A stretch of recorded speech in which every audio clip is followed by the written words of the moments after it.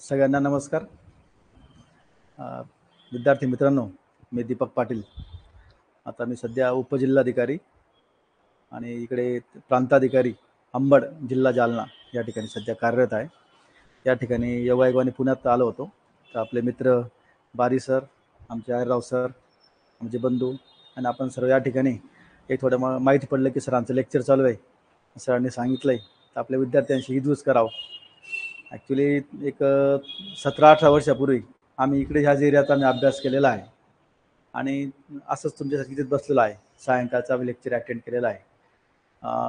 आम्ही जेव्हा अभ्यास करायचो तेव्हा MPSCमध्ये तेव्हा जाहिरातचं वगैरे जास्त फ्रिक्वेन्सी वगैरे काही नव्हती. एक जाहिरात 3-3, 4-4 वर्षे चाललेली आहेत त्या पिरियडमध्ये. ते साधारण आमचा जो सिरियसनेस अभ्यासाचा जो होता 2001-2 पासून तर एक 4-5 पर्यंत, त्या काळामध्ये एक 5-6 वेळा राज्यसेवा पूर्व दिलेल्या, प्रत्येक मेन्स दिलेली, कधी राज्यसेवा पूर्वला कधी काही आपल्याला अपयश मिळालंच नाही. 4दा ओरल दिलेल्या, त्यात 2दा क्लास 1 झालेलो, डायरेक्ट तहसीलदार, आणि नंतर परत प्री झालेली, मेन झालेली, ओरल बाकी, तहसीलदार जॉईंट, परत DYSP सिलेक्शन झालेलं, DYSP जॉईंट नाही केलेलं, अजून परत प्री दिलेली, मेन्स दिलेली आणि परत ओरलला. तेव्हा XSP जागा होत्या 2011-12 वगैरे. तर थोडक्यात थोडा एक ग्रामीण पार्श्वभूमी. माझं गाव जळगाव जिल्ह्यातलंच आहे, चाळगाव तालुक्यातलं. आमचे सुशील सर माझे जुने मित्र आहेत, सहकारी आहेत. त्यांनी सगळा आमचा अभ्यासाचा प्रवास पाहिलेला आहे, स्ट्रगल पाहिलेला आहे. ते सुद्धा त्या स्ट्रगलमधले आहेत. तर एक सांगण्याचा उद्देश का की आम्ही सुद्धा या ठिकाणी अगोदर एक 15-17 वर्षापूर्वी ते ह्याच म्हणजे 1-1.5 किलोमीटरच्या ह्याच्यामध्ये आम्ही सगळे हे अनुभवलेलं आहे. आणि हे सगळे पूर्व, मुख्य, ओरल हे सगळं झालेलं. तर सगळ्यांना तुम्हाला फक्त एकदा सगळ्यांना हे सांगेल की आपण एक कन्सेप्च्युअल आपल्या सगळ्या एकदा अभ्यास झाला, मग आपण कोणतीही पूर्व येऊ दे, कोणतीही मेन्स येऊ दे, कोणतीही ओरल येऊ दे, मग आपल्याला तो एकदा आपले कन्सेप्ट क्लिअर झाल्या तर आपण सगळ्या गोष्टी अगदी त्या सक्सेस आपण त्या ठिकाणी होऊ शकतो. म्हणून मी सांगितलं की मी 6 ते 7 प्री दिलेल्या, पण मला कधी तेव्हा तेव्हाचा जो पॅटर्न होता त्याच्यात मला कधीच मी 200 पैकी जे काही राज्यसेवा पूर्वचा पॅटर्न होता त्यात मी कधीच म्हणजे नापास झालो नाही. मेन्सलाही 4 वेळा होतो, फक्त एकदा नाही. सॉरी, ओरलला 4दा होतो, फक्त एकदा नाही आलो. आणि मग कंटिन्यू 2दा तर क्लास 1च्या पोस्ट मिळाल्या, 3ऱ्यांदा पोस्ट मिळणार होती, पण मला ऑलरेडी मी तहसीलदार होतो, DYSP होतो, त्यामुळे काही दुसऱ्या पोस्ट काही स्वीकारायचा विषयच नव्हता. आणि तर अभ्यासाचं कसं आहे की आमच्या वेळेस तो आता पॅटर्न येऊ घातलेला आहे आता येणाऱ्या काळामध्ये, सब्जेक्टिव्ह जो पॅटर्न आहे तर तोच पॅटर्न होता. प्रीला राज्यसेवा पूर्व, ऑब्जेक्टिव्ह, मेन्स, सब्जेक्टिव्ह आणि ओरल. आणि आमच्या वेळेस अजून एक तो तेव्हा थोडा एक बदल झाला होता की अभ्यासक्रम बदलला होता. म्हणजे आम्ही काही अभ्यास केला आणि तेव्हा 1000 पैकी होती, नंतर मग ती परत 1900 पर्यंत मार्क्स झालेली. तर आमच्या वेळेस जेव्हा मी तहसीलदार झालो तेव्हा काय झालं की मुलं की नवीन सिलेबस बदलला की मुलं तर डगमगतात की आता आमचा तर अभ्यास जुन्या पॅटर्नने झालेला आहे आणि आता नवीन आलेला आहे, मग याला आपण कसं फेस करणार. म्हणजे मेंटली थोडं आपण डिस्टर्ब न होणे. मग अशी मी जे वाक्य रिपीट केलं की आपल्या कन्सेप्टला आपण आपला अभ्यास तयार असू दे. तुम्हाला मराठी इंग्लिशचा आता जो मी सरांशी चर्चा केली, मराठी 100 मार्काची आहे, इंग्रजी 100 मार्काचा पेपर सब्जेक्टिव्ह आहे तुमचा आता सध्या पॅटर्नमध्ये. बदलणार काय हो? ग्रामर काय बदलणार आहे का? तुमचं अवांतर वाचन जे आहे, तुम्ही जर स्टँडर्ड पेपर काय वाचत असाल, त्याची संपादकीय वाचणार असाल तर तुमचं अवांतर वाचन असेल तर तुम्ही निबंध कसाही येऊ दे, तुम्हाला ते ऑब्विसली तुम्ही तो निबंध चांगल्या प्रकारे लिहू शकतात. रिटर्न आपलं लेटर रायटिंग आहे त्याचा पॅटर्न काय बदलणार आहे? म्हणजे जे आपण 10वी-12वी पर्यंत जे शिकतो ते चांगलं व्यवस्थितपणे जर चांगलं प्रेझेंटेशन केलं मराठीला असो इंग्लिशला, तुम्हाला काही कुठे बदललं तर तुम्हाला ते मार्क्स त्या ठिकाणी मिळणारच आहेत. राहिला विषय इतर विषयांचे तुम्ही सगळ्या त्याचा कन्सेप्ट, तुमच्या कन्सेप्ट क्लिअर असला तर तुम्ही निश्चितपणे त्या ठिकाणी सक्सेस होता. मग पॅटर्न काही बदलू दे, मग तो MPSCने पॅटर्न काही बदलला किंवा इकडे काही होतं, आपला कॉन्फिडन्स मात्र त्या ठिकाणी हे होतो की जे आम्हाला तो बेनिफिट मिळाला होता की सिलेबस बदलला आणि आम्ही त्याच्यात डगमगलो नाही, उलट संधी आहे. काही लोक जे मेंटली जे थोडा डिस्टर्ब झाले की सिलेबस बदलला तर आपलं कसं होईल, आपण त्याचा फायदा घ्यायचा. आणि मग इतर सब्जेक्टिव्ह आला तर सब्जेक्टिव्हला काय आहे की आपल्याला आपली रायटिंग प्रॅक्टिस आणि तेव्हाचा आपला जो मेंटली जो आपला हे आहे की तो एकदम क्लिअर आपण ठेवायचा की कुठली गडबड करायची नाही. आता तुम्हाला सांगतो की अगोदर काय होतं एकदा असंच आता तांबे साहेब जे आहेत तिथे एस पी आहेत अँटी करप्शनचे त्यांचे चांगले मित्र आहे. आम्ही एकदा 2002-3ला इकडेच आम्ही प्रीसाठी इथेच आम्ही घाटी गणपती शाळा आहे ना त्या ठिकाणी प्रीचं सेंटर आलो होतं तेव्हा आणि एक 5-6 प्रश्न जरा जरा हे झाले होते ते प्रीचे आणि मग विद्यार्थी काय करतात की असं मग आपण काहीतरी प्रश्न ते कधी समजून चूक आलेला आहे पर्याय चुकीचा आलेला आहे आणि मग आपण त्या सुपरवायझरशी लोक एक त्याच्याशी उगीच त्याला हे करणार की याचे काय पॅटर्न त्यांच्या हातात काही आहे का जे निर्णय घेणारे आयोग घेणारे आपण तेवढ्या याच्यात मानसिकतेत काही लोक मग डिस्टर्ब होणार आम्ही तोपर्यंत आमचे 10-12 प्रश्न सोडून पुढे चालले गेलं आपण काहीच नाही करा मेंटली आपण स्थिर राहायचं कुठे कोणती परीक्षा कोणतीही स्पर्धा परीक्षा असू दे तर आपण हे केलं पाहिजे आणि थोडं एक जर सांगितलं की आम्ही स्वतः ग्रामीण भागातले आहेत आम्ही जर पार्श्वभूमीला पाहिली की ग्रामीण भागामध्ये अगदी 10वीपर्यंत आपल्याला आम्हाला 1-2 हा फुल पॅन्ट राहायची त्या काळामध्ये अशा वातावरणातून आलो आम्ही ग्रामीण भागातले आपण जर काही ठिकाणी विद्यार्थी असाल तर आपण आपल्या मनात न्यूनगंड असतो की मी ग्रामीण भागातला आहे आणि मग माहिती मी पुण्यात आलो आपण मोठ्या महानगरात कोणी गेला तर थोडा गडबडतो या ठिकाणी कोणी एकदम फ्लुएंटली इंग्लिश बोलत आहे अगदी चांगली मराठी एकदम शुद्ध बोलतो आता मी जरी मराठी बोलतोय माझी मराठी काय मी फार मला वाटत नाही माझी त्यात माझा तो ग्रामीण भागातला तो त्या ठिकाणचा तो हे आहे तो ऑब्विसली येणारच आहे मी खानदेशी आहे तर खानदेशी काही अडाणी भाषेचे काही शब्द माझ्या बोलण्यात येणारच आहे एखादी वराडी मुलगा आहे विदर्भातला त्या बोलण्यात येणारच आहे आणि आपण जेव्हा समजून घ्या कुठे इंटरव्ह्यूला गेलो कुठे गेलो तर आपल्याला आपण आपल्या जो मूळ आपला जो स्वभाव आहे मूळ आपली जी काय ते आपण कधी बदलू शकत नाही आणि इंटरव्ह्यू पॅनलला ती काय अपेक्षित नसतं जो तुमच्या ज्या भागात तुम्ही राहिला त्या ठिकाणी शिकलात तर त्याचा काही तुमचा इम्पॅक्ट त्या ठिकाणी बोलण्यावर असतो तर त्यामुळे आपण फक्त तुम्ही ते उत्तर कसे देतात किती कॉन्फिडेंटली देतात तुम्हाला नॉलेज किती आहे हेच त्या ठिकाणी ते पाहिलं जातं आता प्रशासनात मला क्लासरूम अभ्यासर म्हणून जवळपास एक आता 14 वर्षे होतील आम्ही तेच पाहतो की आम्ही कुठे काही इंटरव्ह्यूला गेलो तर आम्ही घेताना आम्ही तेच पाहतो आम्ही हे पाहणार नाही का रे बाबा तू ग्रामीण भागातून आलाय का तू इथून आलाय ते काहीच नाही तेव्हा आपलं मागचं काही बॅकग्राऊंड असू दे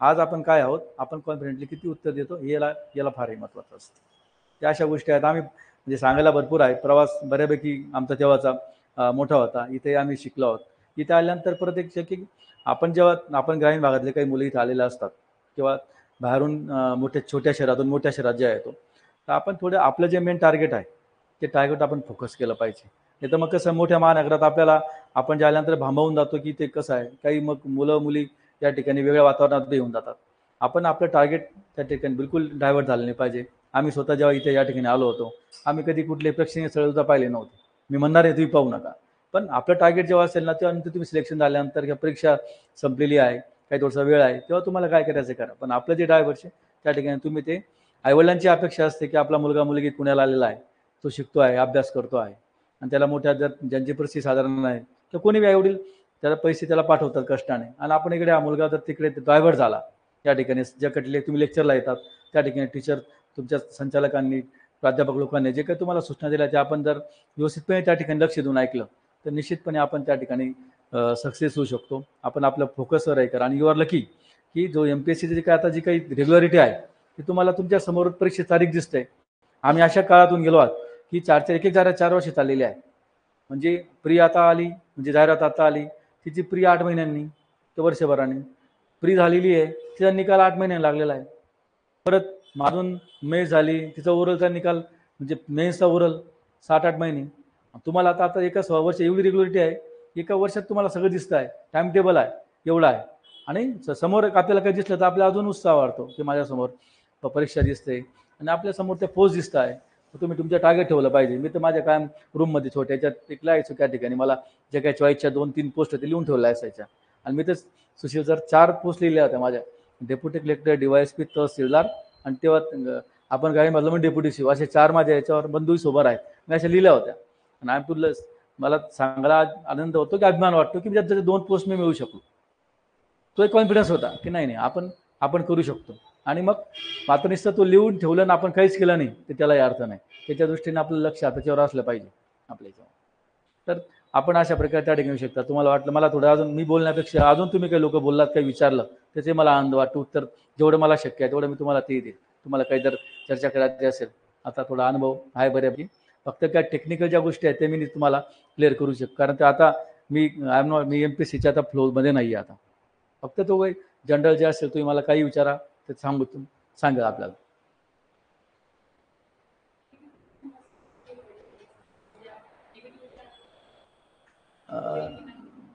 मॅडम कसं असतं माहिती आहे का, आपण पहिल्यांदा जे माझं स्वतःचं तुमचा जो प्रश्न चांगला आहे की आपण मॅडमने असं ते निगेटिव्ह गोष्टीपासून आपण राम कसं राहायचं, होईल का नाही वगैरे. आपण काही गोष्टींचा मी स्वतः असं म्हणेल की आपण दोघं बाजू हे केला पाहिजे. त्यावेळेला म्हणजे मी असं म्हणणार नाही की एकदम मी हे अमुक होईलच.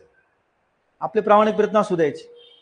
येते एखादी कंडिशन अशी येते की आपण जसं आपल्याला अपेक्षित तसं होईलच असं काही नाही. ज्या गोष्टी आपल्या हातात नाही त्या आपण काहीच करू शकत नाही, पण ज्या आपल्या हातात आहेत आणि तुम्ही बघा परीक्षेला तुम्ही खूप चांगली तयारी केलेली आहे आणि पॉझिटिव्ह तुम्ही जरा त्याच्या ठिकाणी ध्यान केलं, सगळं केलं, मला मी होणार नाही, मला हे करणार आणि दुर्दैवाने नाही झालं.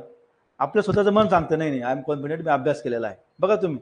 पण आपण धांदटपणा केला, काहीच नाही, एकदम वरवरचं केलं, कसं होईल.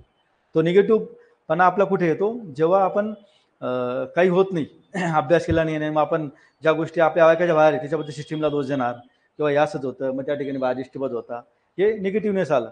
पण पॉझिटिव्हनेस केव्हा येतो, आपल्या अभ्यासातून, आपल्या मेहनतीतून पॉझिटिव्हनेस तो आपण केला पाहिजे, असं माझं वैयक्तिक मत आहे. तो शेवटी काही त्याच्यावर वेगळा राहू शकतो.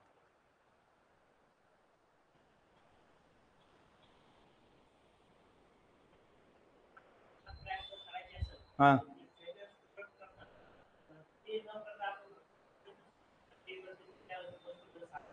पहिले कोणते स्टुडंट म्हटले?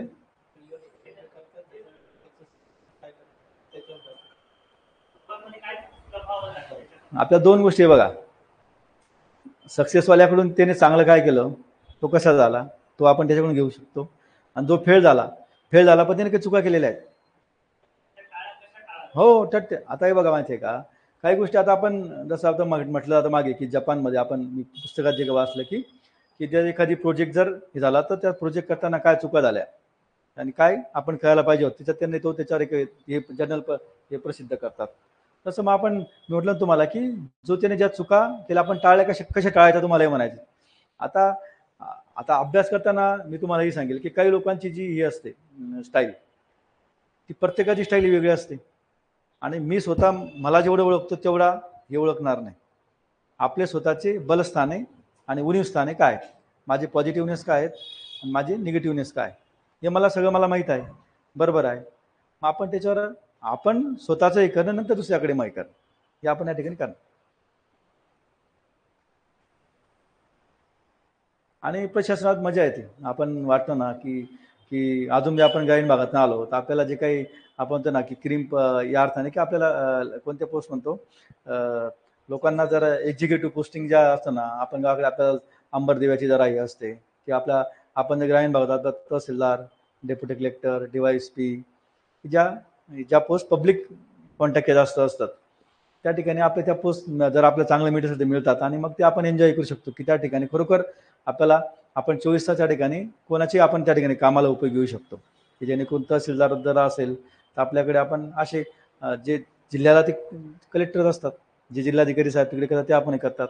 आपण प्रांत असेल तर आपण त्यात 2-3 तालुक्यांचे कलेक्टरच असतो, काम करायला सगळ्या प्रकारचे आपण त्या ठिकाणी. असं नाही की आपण कुठल्या गोष्टी त्या ठिकाणी त्यांना संबंध येत नाही आणि ती एक वेगळीच मजा येते अशा याच्यावर. त्यामुळे आपण तेव्हा मग काही लोकांना पोलीस डिपार्टमेंटची क्रेज असते, काही आपल्याला गर्दीचं अट्रॅक्शन असतं. आता तर बघा तुम्ही PSI देखील जागा निघत आहे. DYSPच्या तुम्ही काही वर्षांनी तुम्हाला एक 10-12-14 वर्षांनी तुम्ही IPS होतात, की ज्यांना ठीक आहे नाही झालो मी IPS, मी इकडे मी अशा पद्धतीने IPS होऊ शकतो. काही IAS झाले, तिकडे झाले, आपल्या महाराष्ट्रात व्हायचं, मग तुम्ही डेप्युटी कलेक्टर झालं, तुम्ही 17-18 वर्षांनी तुम्ही इकडे IAS होऊ शकतात, ही बी संधी असते. म्हणजे महाराष्ट्र प्रशासन हे फार एकदम खूप चांगलं प्रशासन आहे आणि या प्रशासनात काम करायला फार मजा येते. की असं वी आर लकी की आपण महाराष्ट्रात त्या ठिकाणी अशात त्याचा आपण भाग बनायला फार. अजून बोला काय नाही. ग्रामीण भागातून किती विद्यार्थी आहेत? अच्छा. तर ग्रामीण शहर म्हणजे त्याचे काय आपण हे करणार नाही, आपण आता बऱ्यापैकी शहरीकरणाकडे आपल्या महाराष्ट्राची वाटचाल आहे, त्यामुळे आपण त्याचं काही करणार नाही. कॉन्फिडन्स तुमचा हे करतो काय, की असे बी काही मुलं आम्ही पाहिलेत इकडे स्पर्धा परीक्षेत की पुण्यात आले आणि मग नुसतंच क्लास केला हे केलं, कसं तुम्हाला क्लास तुम्हाला गाईड करणार, ऑब्विसली तुम्हाला क्लासच्या त्या ठिकाणी तुम्हाला आता एक म्हणजे दिशादर्शक म्हणून काम करणार, पण तुम्हाला स्वतः मेहनत त्या ठिकाणी स्वतः घ्यावं लागेल तुम्हाला. आणि ती मेहनत आपण त्या ठिकाणी आल्यानंतर आपण इथे आलो ना, तर आपलं चित झालं पाहिजे. आपण ज्या अपेक्षेने काय होतं की आपण जेव्हा मुलगा गेलाय किंवा मुलगी पुण्याला गेली अभ्यासाला, आणि मग आपण जेव्हा गावाकडे जातो, मग तिथं फार मग आपण कुठे लग्न करायला गेलो, कुठे सुखदुःखाच्या कार्यक्रमाला गेलो, वाटतं मुलगा MPSC करतो, UPSC करतो, मुलगी हे करते, त्याच्या सगळ्यांचे लक्ष असतात की वाटते की तो 50% त्या ठिकाणी की नाही मुलगा आता क्लास 1 होईल, मुलगा क्लास 2 होईल, वाटेवर जे काही अधिकारी होईल, आणि मग तो थोडासा आपल्याला 10% थोडासा तो मेंटल प्रेशर बी आपल्यावर असतो त्या ठिकाणी. पण आपण एकदम शांत याच्याने काहीच न करणं. आम्ही तर तेव्हा मी ते जेव्हा 2-3 वर्ष त्या फ्रीजमध्ये होतो, मी तर कुठल्या लग्न कार्य नाही, कुठल्या सुखदुःखाच्या कार्यक्रमाला नाही, काही नाही. एक दिवस आपल्याला तिथे सॅक्रिफाईस आपल्याला करावं लागेल. मग तुम्हाला पुढे काहीतरी मोठं व्हायचं आहे, लोक तुम्हाला आमंत्रण नंतर लोकच आपल्याला येतील. जिथे आपण तुम्ही लग्न कार्यात गर्दी असतात, गर्दीचा एक भाग असतात, आणि मग तुम्ही जेव्हा नंतर क्लास 1 होतात, मग त्या गर्दीमध्ये स्पेशल तुम्ही असतात आपण. तर मग त्या गोष्टी आपण सॅक्रिफाईस नक्कीच केला पाहिजे आपल्याला जर काही व्हायचं आहे तर. नाही तर मग काही लोकांनी येतात टाइमपास करणार, मग असे 2-2, 4-4 वर्ष पुण्यात राहिले आणि काहीच नंतर मग आपण असं नाही झालं पाहिजे. आपण आपला मेन, आणि मग शेवटी तशी वेळ आलीच नाही, पण तरी आपण एक 10% आपला बी प्लॅन. मागे एक चांगला लेख आलेला होता, आय थिंक लोकसत्ताला सकाळला होता एक. हां, आता कसं आहे की अभ्यासाचे तंत्र आणि मंत्र याच्यावर मी मगाशीच तुम्हाला म्हटलं की आपल्याला रिव्हिजन संदर्भात. आता आपण कसं माहिती आहे का की प्रत्येकाची टॅक वेगळी असू शकते त्या ठिकाणी.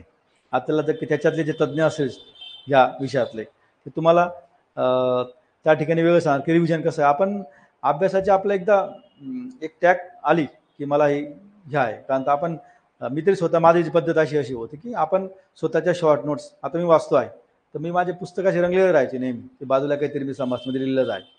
आणि मग जेव्हा आपल्याला वेळ कमी असतो की आता मला आता आमच्या वेळेस जो पॅटर्न मी होता सब्जेक्टिव्हचा मेन्सचा, तर समजून घ्या पहिल्या दिवशी सकाळी मराठी आहे, लगेच दुपारी जे 9:30 ते 12:30 मराठी, नंतर 2 ते 5 इंग्लिश, लगेच सकाळी GS1, दुपारी GS2, आणि तुमचं ऑप्शनल लावून जर काही हे असेल तर तिसऱ्या दिवशी ऑप्शनल बी आहे, आणि मग चौथ्या दिवशी ऑप्शनल, अशी एकदा परिस्थिती आली होती. मग आपण जेव्हा असा अभ्यास केला त्याचं रिव्हिजन एकदा आपली त्या ठिकाणी हे जे आपण पॉईंट टू पॉईंट त्या ठिकाणी लिहिलं असतं, मग तेव्हा आपण स्पीडली रिव्हिजन जे आहे त्या अशा प्रकारे सुद्धा त्या ठिकाणी स्वतःच्या नोट्स काढून पहा, किंवा मग कधी आम्ही तेव्हा मोबाईल जास्त हे नव्हतं, आम्ही स्वतःच्या नोट्स बारीक पाकिटमध्ये कुठे गेलो का आपण ते बघणार, कुठे गेलो आपण चहाला गेलो, टपरीवर गेलो, कुठे गेलो तर आपण हे करतो. ही अशी पद्धत त्या ठिकाणी करतो. तिचं आपण असं स्पेशल अशी हीच पद्धत आहे असं नाही. आणि मी तुम्हाला मगाशी म्हटलं की मी जे मला ओळखतो ते आपण आपले बाकीच्यांच्या चांगल्या गोष्टी आपण घेतल्याच पाहिजे, पण मला तिथून चांगलं कोणतं ते आपण हे केलं पाहिजे. ही अशा आपण त्यांना आपण उत्तर देऊ शकतो. ऑनलाईन कोणाचे प्रश्न असले तर टाकू शकता. स्वप्नालीने हँड रेज केला आहे. स्वप्नाली मॅडम टाका बरं प्रश्न काय असला तर. तुम्हाला अजून कोणाला काही प्रश्न विचारा ना.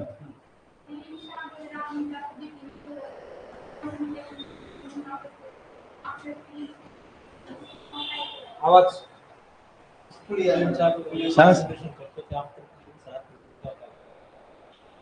आता कॉन्सन्ट्रेशन, आणि तुम्हाला थोडं मी आताच्या मुलांना थोडं हे बी सांगेल की आपण थोडं 10 किमान कमीत 15 मिनिटं तरी आपण स्वतः एक योगा म्हणतो ना आपण, जे आता आपल्याला माहिती आहे की आपल्या स्वतः पंतप्रधान मोदयांनी आपण 21 जूनला आपण आंतरराष्ट्रीय योगा दिन वगैरे साजरा करतो. आपण जेव्हा अशा स्पर्धा परीक्षांचा अभ्यास करतो तेव्हा मी जर सजेस्ट करेल की आपण आपलं कॉन्सन्ट्रेशन वाढण्यासाठी त्याचा एक उपयोग होऊ शकतो, अभ्यास करताना आपला होऊ शकतो की आपण एक 10-15 मिनिटं तरी स्वतःला दिले पाहिजे. मी ते सांगेन थोडा 15 मिनिटं तुम्ही फिजिकली तुम्ही एक्झरसाईज केला पाहिजे, 15 मिनिटं तुम्ही मेंटली हे दिलं पाहिजे, एक अर्धा तास तरी तुम्ही स्वतःसाठी वेळ काढला पाहिजे, जेणेकरून मग तुम्ही जर थोडं आपलं स्ट्रेस मॅनेजमेंट जो म्हणतो ना तोही त्या ठिकाणी येऊ शकतो. तर तो एक चांगला त्या ठिकाणी पर्याय होऊ शकतो. आणि चांगला प्रश्न सर ऑनलाईन की तुम्ही एखादी क्रिटिकल सिच्युएशन कशी हँडल केली होती, त्याचा एखादा स्वतःचा एक्सपिरियन्स शेअर करावा. बर, तुम्हाला 18-19ची गोष्ट सांगतो मी. मी निफाड तहसीलदार होतो मी नाशिक जिल्ह्यामध्ये, आणि तेव्हा गोदावरी नदीला मोठा महापूर आला होता आपल्या या ठिकाणी. आणि 2 अनुभव माझ्याकडे तसे, एक मालेगावमधला आहे आणि निफाडलाही होतो. निफाडला तहसीलदार असताना तर त्या ठिकाणी पाण्याचं इतकं तिथे जे काही नांदूर तुम्ही डॅम बघितलं असेल, जे पक्षी अभयारण्य आहे तुमच्या जॉग्रफीच्या ह्याच्यात एक बिट्स असेल ती की आपलं नांदूर धरण कुठल्या जिल्ह्यात आहे आणि ते कुठला म्हणजे कुठलं अभयारण्य हे आपले तुम्ही अभ्यास करत असाल तर. आणि त्याचं काय झालं की ते पाण्याचा फ्लो असा बॅकवॉटर आलं आणि ते त्या नांदूर बॅकवॉटर साधारण एक 15 किलोमीटर मागे सायखडा आणि चांदोरी गाव, पलीकडनं सायखडा गाव आणि इकडे चांदोरी गाव. आणि त्या गावांमध्ये पाणी अक्षरशः त्या चांदोरी गावात इतकं पाणी गावातच. मग आम्ही त्या NDRFची टीम वगैरे जेव्हा मागवली गेलेले होते आणि तेव्हा मग आम्ही असं ठरवलं की आम्हाला जेव्हा रात्री अंदाज आम्ही मुक्कामी राहिलो गावाजवळ स्थित एका मंगल कार्यालयात तहसीलदार आणि प्रांत. आणि मग आम्हाला अंदाज की अजून आम्ही तिथल्या लोकांच्या कॉन्टॅक्टमध्ये होतो, आमच्या खालच्या क्षेत्रीय कर्मचाऱ्यांच्या कॉन्टॅक्टमध्ये होतो. आणि मग सकाळी आम्ही परत 5 वाजता गेलो त्या ठिकाणी. मग आम्ही स्वतः तिकडे काही लोक अडकले होते PSC मध्ये आपले प्राथमिक आरोग्य केंद्र. ट्रॅक्टरने आम्ही मग ट्रॅक्टर टाकलं, ट्रॅक्टरचे ते मुंडकं असतं ना पुढचं हेड, त्याच्यावर बसलो त्या लोकांना बाहेर काढणं. आणि मग अजून ती पलीकडे सायकडा गाव आहे, तर सायकड्या गावात त्या ठिकाणी तिथे सुद्धा जवळपास 40% गावात जवळपास एक 10-15 फूट पाणी. मग प्रांताधिकारी ज्या आमच्या त्या मॅडम होत्या त्या इकडे थांबल्या चांदोरीमध्ये आणि मी दुसऱ्या तालुक्याला एक 40 किलोमीटरचा वेढा घेऊन त्या पलीकडच्या गावात गेलो. जे तो पूल सुद्धा त्या पुलावर 10 फूट पाणी होतं. आणि म्हणजे जे फक्त 1 किलोमीटर अंतर होतं, पण मला एक 30-35 किलोमीटर आम्ही फेरा घालून सिन्नर तालुक्यातून इकडे सायकडेमध्ये आलो. तेव्हा 3-4 दिवस आम्ही कंटिन्यू त्या ठिकाणी मुक्काम. आम्ही नाशिकलाही कुठेच गेलो नाही, काही नाही, घरी नाही, काही नाही. तर तेव्हा अशी कंडिशनमध्ये नंतर मग त्या आम्ही लोकांना वॉर्निंग दिली की बाबा इथे तुम्ही पुरात अडकलात, तरी सुद्धा एक साधू बाबा अडकलाच तिथे. नंतर तो त्याला कॉन्फिडन्स की तेवढं पाणी वाढणार नाही आणि ते दुसऱ्या तिसऱ्या मधल्यावर त्या ठिकाणी तो अडकून पडला तिथे. आणि मग आम्ही जेव्हा वॉर्निंग दिल्या तेव्हा आला नाही. आणि नंतर मग ते आता पाणी पातळी व्हायला लागले. मग आम्ही तिथे DYSP, मी स्वतः आणि आमच्यासोबतचे काही जे पोहणारे जे मुलं होते, आम्ही तिथे एकदा बोटही टाकण्याचा प्रयत्न केला. ती बोट एकदा पलटी होऊन चालली होती. आता तर त्या कंडिशनमध्ये आम्हाला एक समाधान आहे की आम्ही तेव्हा खूप चांगल्या प्रकारे सिच्युएशन ती त्या ठिकाणी हँडल केली होती, प्रांताधिकारी मॅडम आणि मी स्वतः. त्या अशा याच्यामध्ये काय होतं की आपण शांततेने लोकांना धीर देणे. आपण स्वतः जेव्हा लोकांमध्ये मिसळतो की तहसीलदार, प्रांत किंवा पोलीस अधिकारी, आणि मग लोकांना धीर येतो की आपल्यासोबत कोणीतरी आहे. आणि आपण जर त्या ठिकाणी मागे राहिलो, मागून फक्त लोकांवर डिपेंड राहिलो, जे काही पट्टीचे पोहणारे आहेत कोणी आहे, आपण स्वतः पुढे लीड घेणे. चढे बाबा चल मी स्वतः येतो. त्या ठिकाणी स्वतः आता त्यांना त्यांची ती बोट तयार केली होती, आम्ही त्या बोटीत आम्ही स्वतः बसलो. आणि मग त्या लोकांना जे काही अडकलेले आहेत पुरामध्ये किंवा कुठेही, त्या लोकांना अरे स्वतः तहसीलदार त्याचा प्रांत येत आहे एक स्वतः, मग त्यांना कॉन्फिडन्स येतो, मग ते प्रशासन आपल्या सोबत आहे असं. तो पुराचा आम्ही खूप चांगल्या प्रकारे हँडल केला होता. म्हणजे तेव्हा त्याच्यापूर्वी 2007 मध्ये एकदा ते महापूर आला होता, तर त्या ठिकाणी NDRFची टीम हेलिकॉप्टर बोलावं लागलं होतं आणि तेव्हा लोकांना सुटका केली होती, जे लोक विभट्यामध्ये अडकले होते. त्याच्यापेक्षा जास्त पाणी असून सुद्धा आम्ही काही कुठली जीवितहानी झाली नाही आणि त्या ठिकाणी चांगलं काम करता आलं होतं. तसं एकदा मी म्हणजे मालेगावात असला तो आपल्याला माहिती आहे की आपल्याला मालेगाव हे थोडं सेन्सिटिव्ह शहर आपल्या देशामध्ये त्याचं नाव घेतलं जातं. त्या ठिकाणी मी जवळपास 3.25 वर्ष तहसीलदार त्या ठिकाणी काम करताना 2-4दा असे सेन्सिटिव्ह मुद्दे आले की आता या ठिकाणी काहीतरी हे म्हणजे आपण तणावाचं वातावरण. आणि आपले जर त्या ठिकाणी गावातले सर्व धर्मीय लोकांशी आपले त्यांचे जे पदाधिकारी आहेत, तिथे राष्ट्रीय एकात्मता समिती आहे, शांतता कमिटी आहे, ते पदाधिकारी सर्व धर्माचे, सर्व समाजाचे, त्यांच्यासोबत मैत्री संबंध. त्यामुळे मग आपल्याला अशा ठिकाणी लोक आपल्या प्रशासनाला प्रेम करतात, नाही हे प्रशासन आपल्यासोबत आहे. आणि मग जेव्हा तणावाचं वातावरण निर्माण होतो त्या ठिकाणी मग आपले ते लोक ऐकतात, जे लोक एखादी हिंसक काही जमावणार असतो. तर त्या ठिकाणी 2-3दा तशी कंडिशन मालेगावमध्ये आलेली होती. आणि एकदा तर असा एक मोठा याचा महामार्गावर एकदा 1000-2000 लोकांचा मॉब, आणि अचानक ते माजी आमदार ते निहाल अहमद साहेब आता एक्सपायर झाले, ते आले आणि एकदम लोकांचा मॉब तिकडे पळत गेला. त्याच्यात मग आम्हाला स्वतः त्यात पोलीस ऑफिसर असं उघडून आम्हाला एकदा आम्ही त्या भगदडमध्ये आपण होतो ना, कधी आपण होते ना, आपल्यालाच आपण अडकतो का काय. मग ते लोकांना आपण ते स्वतः ते पदाधिकारी आपल्याला प्रोटेक्ट करतात की नाही, पण आपण त्यात मिसळलं पाहिजे. आपण मिसळलं तर आपल्याला लोक त्या ठिकाणी मदत करतात. एकदा असंच त्या ग्रामपंचायत इलेक्शन होतं, मोठा हॉल होता आमच्याकडे, 110 ग्रामपंचायत इलेक्शन आणि लास्ट डे टू फॉर्म भरण्याचा. आणि तो हॉल इतका मोठा झाला की ते पोलिसांचा एकदम तुटपुंजा पोलीस बंदोबस्त आणि त्या ठिकाणी आम्ही स्वतः वर बसलेलो तिथे पाहतोय गंमत आणि संबंधित पोलिसांना फोन केला, पाठवतो बंदोबस्त. आणि लोक लास्ट डेला आपल्या ग्रामपंचायतकडे, तुम्हाला ग्रामपंचायत इलेक्शनला प्रत्येका जिव्हाळ्याचा विषय असतो, इतका मॉब घुसला की असं वाटतं की इथे आता चंगराचंगरी होईल किंवा इथे सफोकेशन होईल एकदम. आणि मग तेव्हा डायरेक्ट मग ॲडिशनल SP जिल्हाधिकारी साहेबांशी बोलावं लागलं. त्यांनी लगेच 10 मिनिटात फोर्स पाठवला. आपण अशा वेळेस आपण पहिले काय करतो, लोकल अधिकारीशी बोलतो, त्यांच्याही काही आवाक्यातली गोष्ट असेल, ती जर ते लोक फोर्स येणार नसेल, अशा वेळेस आपण सिच्युएशन पाहून आपण लगेच तातडीने वरिष्ठांशी बोललं पाहिजे. मग तेव्हा लगेच रिस्पॉन्स आपल्याला येतो. आणि तेव्हा जर 10 मिनिटं लेट घेतला असतं तर कदाचित तिथे मोठी तिथे सफोकेशन होऊन आणि किंवा तिथे एकदम मॉब इतका जमला होता की चंगराचंगरी होऊन काही ठिकाणी लोक त्या ठिकाणी एक 10-15 लोकांसाठी झाला असतं. तर अशा वेळेस आपण थोडं शांततेने न घाबरता न डगमगता आपल्या अनुभवाचा विचार करून अशा आपण सिच्युएशन हँडल करू शकतो. या आपल्या तहसीलदारून काम करताना मला जे काही अनुभव आले ते मी डेप्युलेट. एक ऑनलाईन प्रश्न असेल, प्रोफेशनल आणि फॅमिली लाईफ मध्ये जर कॉन्फ्लिक्ट होत असले तर मॅनेज कसं करायचं? थोडा अवघड प्रश्न विचारला.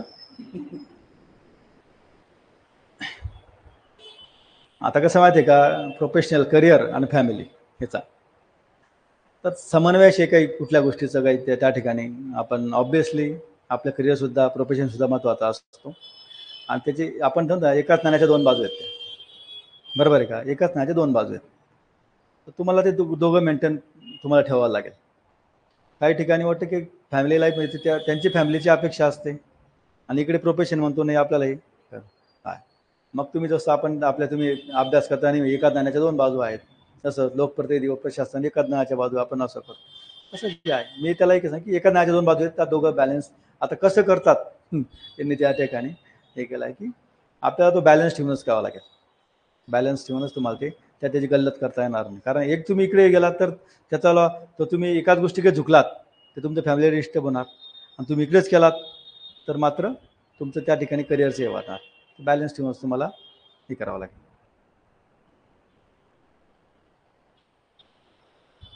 तर काही प्रश्न असेल तर त्याला काही गोष्टी आहेत. चांगला आहे मुलांना, तुम्हाला सगळ्यांना बेस्ट ऑफ लक. आणि यू आर लकी. मी मगाशी म्हटलं की तुम्हाला खरं रेग्युलरिटी आहे, अभ्यास इतक्या जागा येत आहे प्रत्येक ठिकाणी की तुम्हाला कुठे ना कुठे आपण. आणि एक त्याच्यात मी तुम्हाला एक ॲड करेल की जे काही लोक असतील 2-5% नाही मला हेच करायचं आहे, मी तेच मला क्लासमध्ये व्हायचं आहे, मला अमुक पोस्टची पाहिजे, सगळेच तसं नाही. पण आपण जर ग्रामीण भागातून आल्या असाल, आपल्या आर्थिक परिस्थितीचा विषय असेल, आपल्या आईवडिलांनी वाटतं की आता इतकं वय जातं याने काहीतरी, तर आपण थोडी छोटी मोठी नोकरी आपण तिला आपण घेतली पाहिजे, जी आहे ती ॲक्सेप्ट करायची आणि मग पुढच्याकडे जायचं. जर मी आता मला क्लास 2 ठीक आहे नाही, तर मी आता आज क्लास तरी होईल आणि मग मी ती नोकरी करून अभ्यास करणारे खूप पुष्कळ लोक आहेत, आम्ही सगळे त्या दिशेहून गेलो आहे. तर त्यामुळे आता जेव्हा जी पोस्टिंग आले तर आता आमच्या तलाठ्याने जागा निघाल्या आहेत, बरोबर आहे. आता महाराष्ट्रात खूप आहेत. आता माझी परिस्थिती बेताची आहे, माझ्या खिशात पैसे नाही, मला माझ्या आईवडील शेती करतात, त्यांनी कधीतरी पैसे पाठवतील, पण मी जरा ती वाटेवर तलाठी असो कोणती असो क्लास 3ची मी ती पोस्ट घेतली, माझ्या खिशात थोडा मला पगार मिळेल, मी शनिवारी वगैरे अभ्यास करेल किंवा नोकरी सोडून आपण अभ्यास करू शकतो. ती थोडा आर्थिक स्तर येण्यासाठी तुम्ही मगाशी त्या मॅडमने एक प्रश्न विचारला ना की तुम्ही मेंटली कसं हे करतात, तर असं सुद्धा आपल्याला की मला जेव्हा स्थैर्य असतं मला थोडं कॉन्फिडन्स बी होतो, अरे नाही माझ्याकडे आता एक सेफ नोकरी खिशात आहे. आणि मग मी ती आपण थोडी एक आपल्या काही असं काही पॅटर्न हे नाही. आपण जेव्हा राज्यसेवेचा MPSCचा अभ्यास करतो ना, आपल्या सगळ्या प्री मेन्स त्यात आपण छोट्या मोठ्या नोकऱ्या आपण इझी मिळू शकतो, जर तुम्ही तुमचं हे केलं असेल तर. एक ऑनलाईन प्रश्न आहे सर की काही IAS IPS राजीनामा देत आहेत, सिस्टीम इतकी वाईट आहे का? मला तर मी तुम्हाला मगाशीच म्हटलं 10 मिनिटापूर्वी की मी सुद्धा स्वतःला नशिबान समजते की मी महाराष्ट्र शासनामध्ये मी त्याचा पार्ट आहे. आणि आपण इलेक्शन घेतो, आम्ही समजा आता मी प्रांताधिकारी आहे, मी आमदारांच्या विधानसभेच्या इलेक्शनला मी निवडणूक निर्णय अधिकारी असेल, बरोबर आहे. मग आपल्याला वाटतं की अरे मी लोकशाहीच्या या उत्सवामध्ये मी त्या ठिकाणी एक पार्ट आहे. आणि आता तो IAS IPSने कोणी किंवा एखाद्याने नोकरीचा राजीनामा देणं तो त्याचा वैयक्तिक भाग आहे, त्यांना कसा अनुभव आला त्याच्यावर तो वैयक्तिक हे असणार काहींची. पण आय एम नॉट, मी तर वैयक्तिक माझं मत आहे की सिस्टीम ही चांगली आहे, आपलं प्रशासन खूप चांगलं आहे, प्रशासनात काम करताना मजा येते आणि ती मजा आपण लुटली पाहिजे.